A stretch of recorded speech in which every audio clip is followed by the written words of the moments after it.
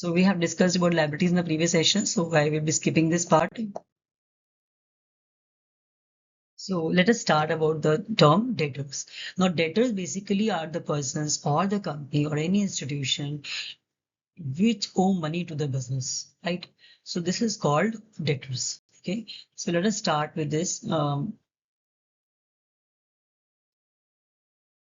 Let us understand the term about debtors. Okay, so debtors basically is a company or an individual who owes money to the business, right? Now, what does it mean over here? That means, if business has sold something to the person, sold some goods to the person or to any company or any institution, that means that person or the company or institution has not paid the money in cash immediately, but instead it promised to receive it in the near future.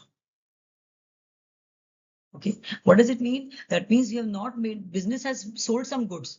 Now see, business, suppose business is your ABC is a business. Okay, ABC person is doing the business and he sold some goods to the, party P. Okay, so in that particular case, this P has not made the payment immediately to the company, immediately to the business, but he will promise to pay it in the near future. So he becomes a debtor to the business. Now understood the point of meaning of debtor? So now, and one most important thing is always make sure that you think from business point of view. So not from Abdul's point of view, business, Abdul's business. Okay. So when you make this payment will be made to ABC, okay, in the near future.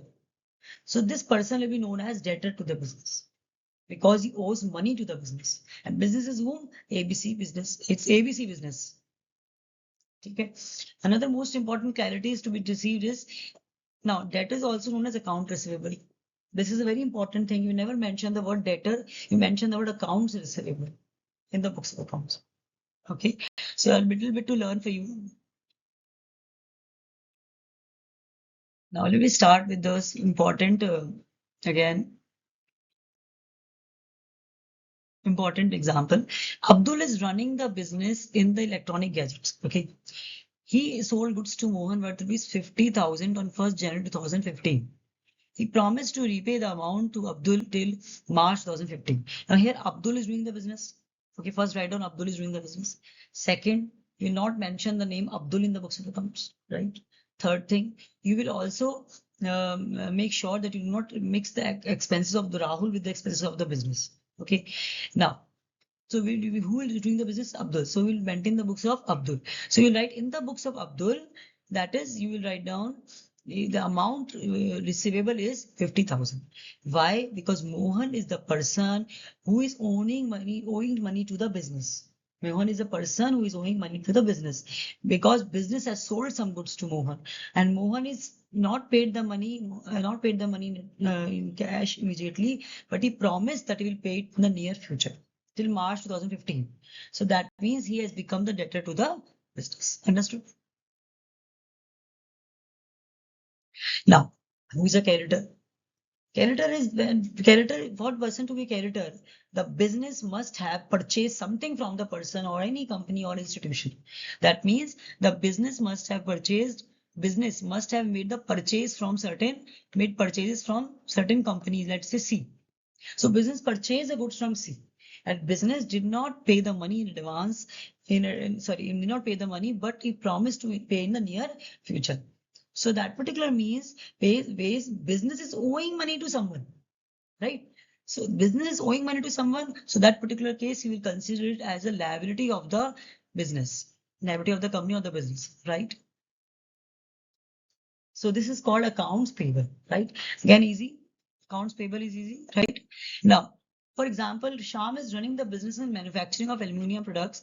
He purchased some raw materials on credit to Sharma and Sons worth rupees 1,20,000, right? So, what that particular case, here, who is doing the business? Sham is doing the business, right?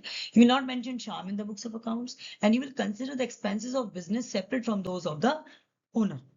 Okay, so here Sham is the business entity, but you will never write Sham in the books of accounts, right? So, who is the creditor to Sham? Sharma and Sons. Sharma and Sons are the company from whom business has purchased some goods, right? And the entry will call it in the books of Sham because who is doing the business? Sham, right? So account entry will be not, we will not write creditors in the books of accounts. We will write accounts payable in the books of accounts, right?